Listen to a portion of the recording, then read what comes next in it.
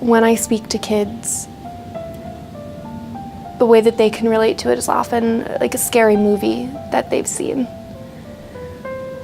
But when I tell them that I didn't eat, or that I had braids in my hair, and he pulled them out by the roots so that it might be harder for somebody to recognize me, they can relate to that.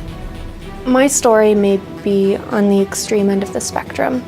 A lot of people, most people, can't understand what it's like to be chained in a monster's basement. On New Year's Day 2002, after this 8-month grooming process, between dinner and dessert, I walked outside to meet this person just to say hi.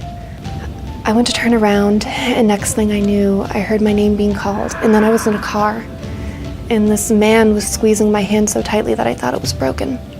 And he was barking commands at me: be good, be quiet, the trunk's cleaned out for you. And he just started driving. And I noticed the street signs, they were familiar at first, but then they started to change to streets that I couldn't recognize. And then eventually he took me to a toll booth. And this was a moment of hope for me. I thought, okay, this person, here's somebody else. They're going to look into this car. They're going to see this crying little girl, and they're going to at least ask. But that's not what happened. Money was transferred, gate lifted, and he just kept on driving. And that moment was gone. I knew I was going to die if my parents couldn't find me. And I knew they were looking. I know my parents, they are superheroes. They were going to do everything in their power to find me. Everybody knows the shy, quiet girl. Everybody knows that person. Since I was so shy, being online gave me the ability to speak up a little bit more. And through this process of being introduced through friends, I was introduced to the person who would eventually abduct me. But first, he acted like he was my friend, and he immediately began to groom me. The grooming process, as I said, it's so effective. It sounds silly, but it's like brainwashing.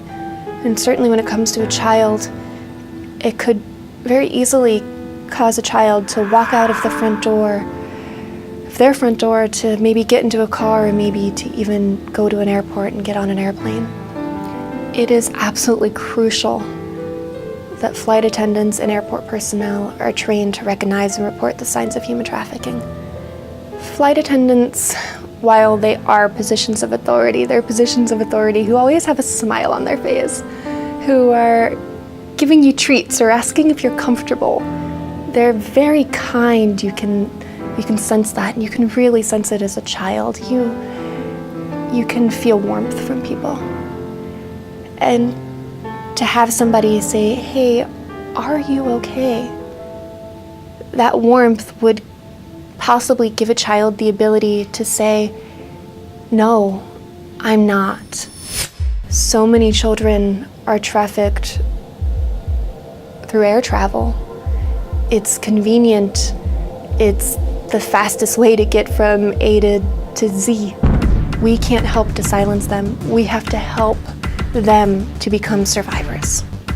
Because flying is so routine, and there are very specific steps that flight attendants take. Every single flight, they're able to recognize when something is just a little bit off.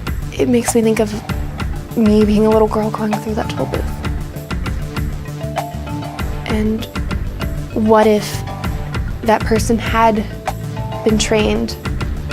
What if that person knew what to do?